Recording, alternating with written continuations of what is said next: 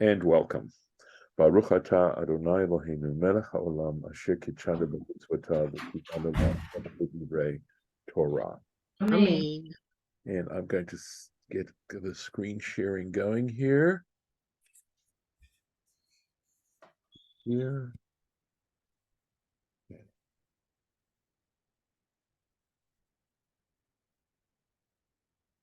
So I have to tell you a little bit. Of course, I did not post this particular posting the last time we did it, because I have to confess I was struggling with it and I really wasn't happy with it, and fortunately was able to go over it and hope that at this point it'll be I'll be able to explain it properly and that you'll enjoy it. This is Torah Temimah that we're going to be doing today, and it has to do with when you make agreements, because this is a great agreement that the Jewish people and God are making, and to make sure that there's clear understanding on the part of both sides as to what the expectations are and all that kind of thing. So that's, in a sense, what we are looking at right now. So, I'm sorry, Rabbi. Where are we exactly? okay, I don't. So I know what I'm we're looking at. chapter 29. We're still looking at Nitzavim, even though the Parsha of this this coming week is Rosh Hashanah, and then the following in between it will be Ha'azinu. But even so, right? Okay. I feel Thank like you. I did not make the bracha. You did. I did. Okay. Yes. Short-term memory. It's really fun. So it's the verse that says, "Velo itchem levadchem," not with you alone. Am I ani koret et habrit hazot ve'et ha'alah hazot? Am I? This is Moses speaking to them. Am I establishing this covenant and the associated curse with it? Right, the conditions, let's say, right, or the consequences.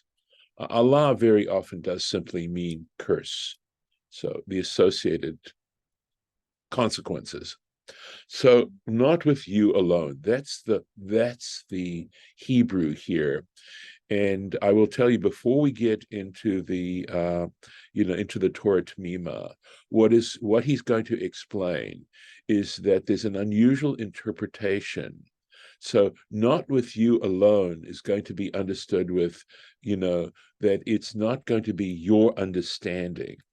This was one of the issues. The Hebrew, I wasn't real comfortable with the Hebrew that is going to be used here in a second, as you will see. All right, so let's take a look. Velo itchem levadchem, and not with you alone, right? Levad means by yourself. So we're understanding as, and not with you by yourselves. So, explanation. Amar lahem Moshe Yisrael, said Moses to the Israelites, Du shelo al da'atchem ani mashbiah. So I want to get rid of that. Okay. Know that it is not with your understanding that I am making you swear. There is a translation that I have. Let me see if I can find it for you. Oh dear, sorry. See if I can get out of that. I may have to. Dear. Sorry, I hit the wrong thing, and so now good. So let me try this now. There we go. So it's here. Here's the verse. This is a translation. I think it's Sol Sharfstein, if I'm not mistaken. Here it goes. And not with you alone. Moses hereby said in effect to Israel, know that it is not according to your construction of the oath, in other words, your understanding of the oath, that I am adjuring you, but according to God's and according to mine, as it is written, and not with you alone. So here we are. Let's take a look again. Let's take a look at the Hebrew, right? So it is not with your understanding that I am adjuring you, making you swear.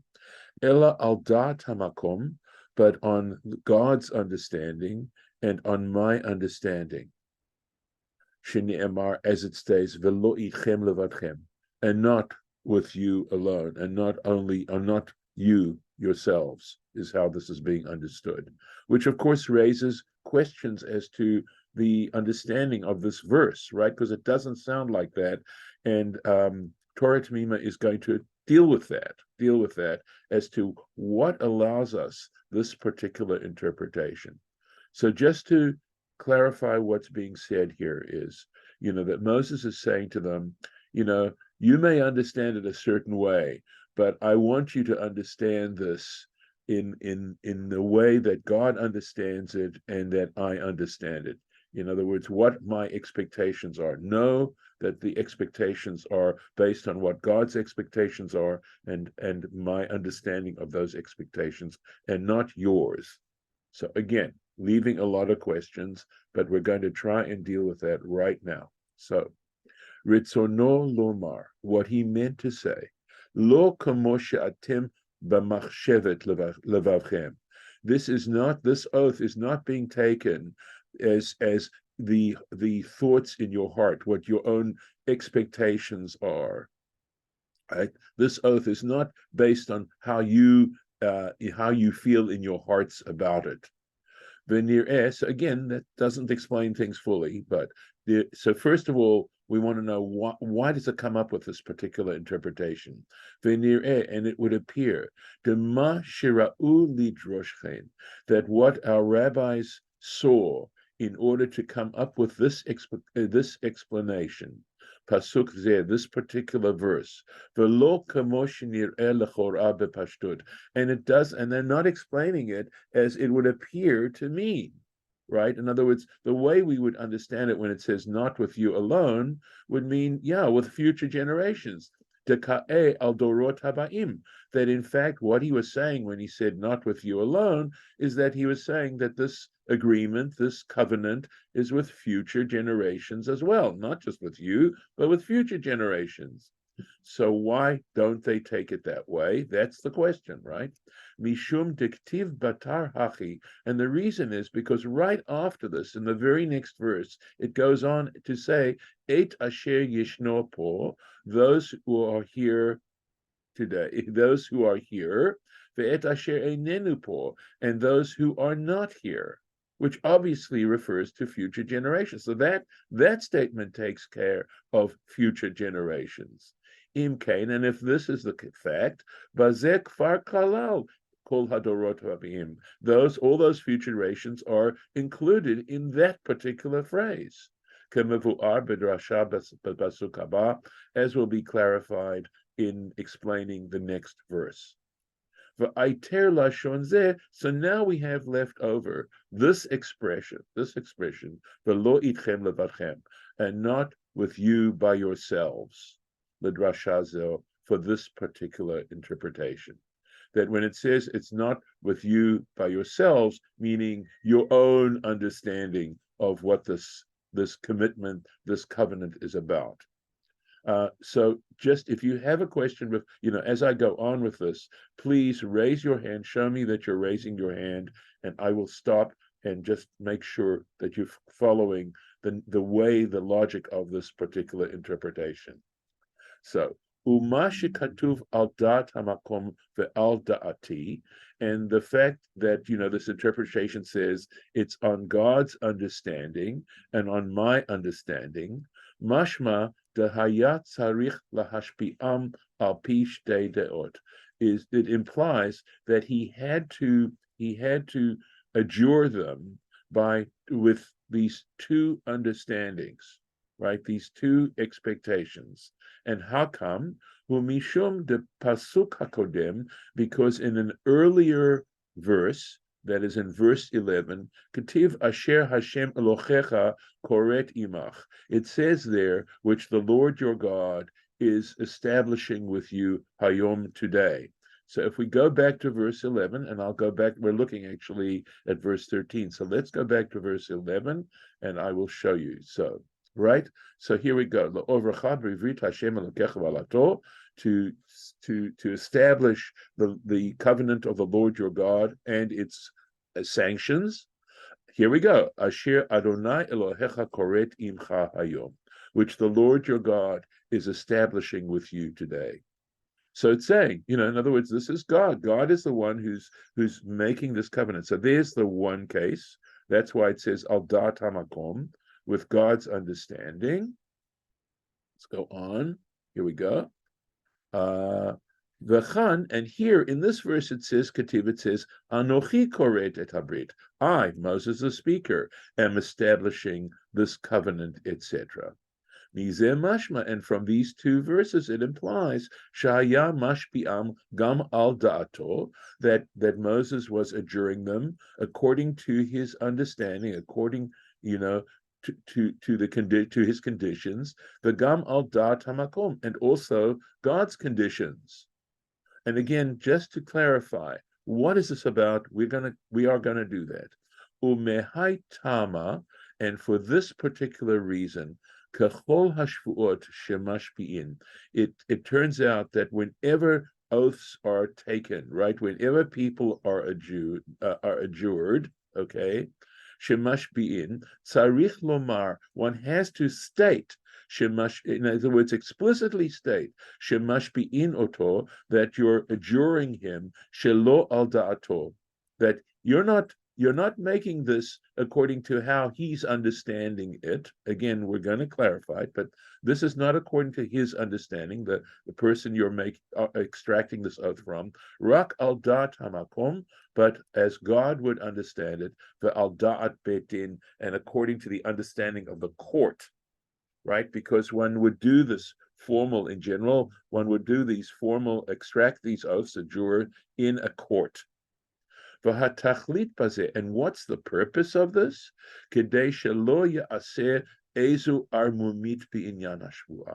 To prevent this person, if he's undoing it in the way he wants to take it, it's possible that he's going to be looking for loopholes in the oath.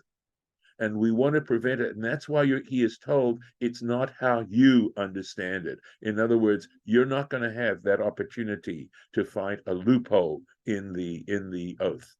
And he gives you an example, like the occurrence, the Maite beGemara, which is brought in the Gemara, be'echad shelive kesef mechavero. Okay, shalava kesef mechavero. There was an individual who borrowed money from his neighbor, from another person, unatanam betoch maklo, and he put that money into his staff. He hid the money in the hollow of his staff. V'ta'an hechazarti lecha, and he made a claim that I returned to you the chayvuhu lishava. So he made this claim that he had returned the money in court, that he no longer owed this person the money, didn't need to return it to him, and the court required him to take an oath, to take an oath to that effect. And at the moment he took the oath, Amar lahamalveh, he said to the lender, hold on to this stick ad she'eshva, until I've taken the oath. V'nishba, and then he made the oath sheheshivlu, that he had returned him the money, the kavanah al netinat hamakel. But he simply meant the fact that he'd returned the money through the stick. V'achar shenishba chazar v'natlo, and after he made the oath, he took back the stick. So that's why we are saying, we want to make sure you don't find any loopholes. So this is going to be on the clear understanding of the court and on Hashem, on God. So now he goes on, he's got another, he because of his knowledge, because of Baruch Halevi Epstein, incredible knowledge of all this material, he finds an issue which he's going to tell us, right? But it turns out that in the Choshen Mishpat, which is the section of the Shulchan Aruch, this major work regarding Jewish law, halacha, that deals with issues of the court and things like that involve high levels of expertise in order to apply the halacha. And he gives you the reference, Siman Pei Zayin, and it's the section 87, Seif Kaf, and it's paragraph 20. Halashon, there it's written, Ela al da'atenu. It says, that when you make this oath, when you extract this oath, abjure someone, you say, according to our understanding, the al da'at beit din, and according to the understanding of the court. So the question now is, who is this da'atenu? Who is this our understanding? Right? Because we've got the court mentioned here. So who's this? Umashma Sham, okay? And so there in this passage in Choshen Mishpat, it implies Sha'anashim ha'omdim shan, that there are people standing around who are not part of the court, right? But they're standing and seeing the proceedings, B'sha'at hashvu'ah, at the moment when this oath is being taken, Omrim zeh, they're the ones who say this. So why? Because if in fact it referred, if this da'atenu was referring to the beit din, to the court, then why do we say according to our understanding the al da'at beit din, and according to the understanding of the beit din, dahainu da'atenu, hainu da'at beit din, because it's one and the same thing. So why mention both? It should just say, according to the understanding of the court. So who else is around there? So we're going to assume that it's people who are coming to see the proceedings. Aval lo yadati efo matzu girsazu. And he says, this is Baruch Halevi Epstein saying, I don't know where they found this particular expression or this particular version. Where did this version come from? Uvi Yalkut v'Rambam u'v'Hilchot Gedolot, and in the Yalkut and in Maimonides' work on Halacha and Hilchot Gedolot, another major work on Halacha, Hagirsa Kamosh Lefanenu, right? So what he means by this exactly, I still am not certain, but he's saying the version is like as before us. So when he says before us, I don't know if he means not like the Choshen Mishpat. Right? So it sounds like it, that what he's saying is here, in these various other works, it's not like in the Choshen Mishpat. But I haven't looked at those other works. I don't know, where it's necessarily found. I'd have to do research to see exactly what he means. But I'm going to assume he means it's the way we have it initially. V'gam yesh hechreach. And he says there's also a reason to understand that statement, right, according to our understanding, is not from the group that's standing there, right, the non-bet din people that are around. Right? Why? Ki begamara kan, because in the Gemara, in this particular place in Shavuot, page 39a, right? It says, Ita od be'inyan hashvu'ah. It says, in addition, regarding the adjuration of this oath, im amar hareini nishba ha'omdim sham, and if he says, I am going to include the people who are standing there, okay, right? I'm going to also bring into, this understanding the people who are standing there. Omrim, they say, Surunama el ohole hanashim harashim ela. They say to them, I'm assuming it's the court here, who says, go away, remove yourselves from the tents of these wicked people. It's a reference to the story of Korach, where they're warned to get away, the Israelites who were not part of this community, to get away because, of course, the earth was going to swallow them up.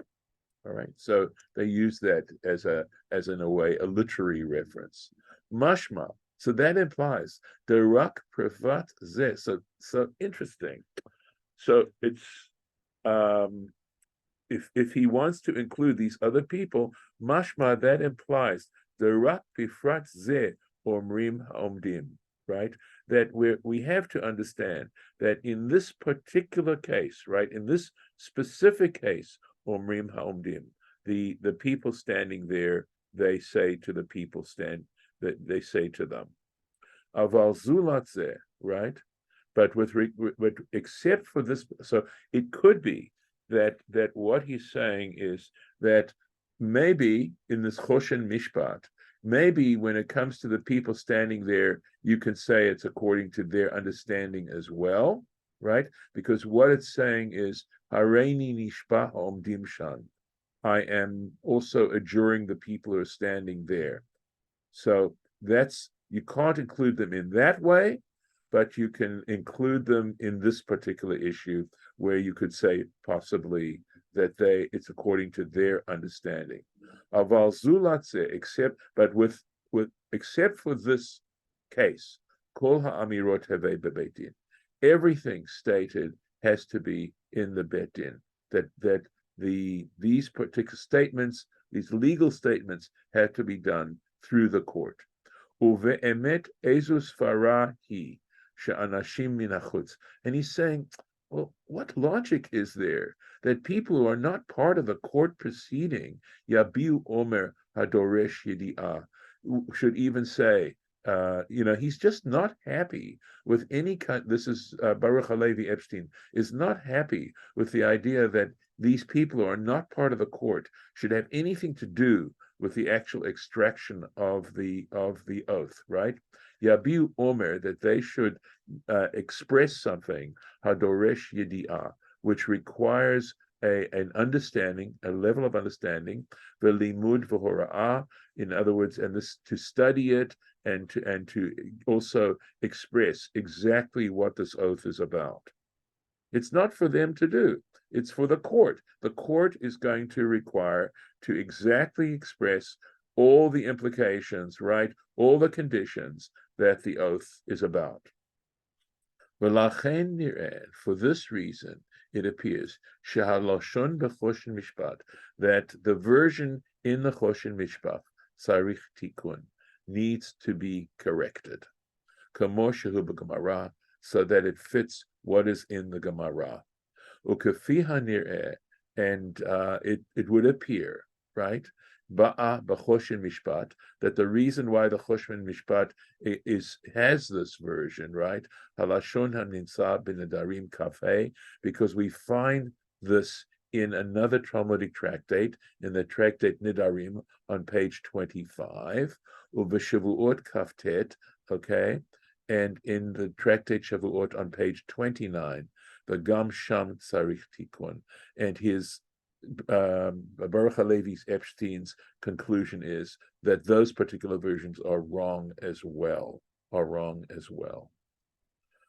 We got into a technicality here, of course, but and I'm sorry that again there was a lack of clarification for me exactly what he is saying in this particular area here. But I think what he's saying is that when he's quoting this particular place here, he's saying that the person who's being adjured has no right to include other people.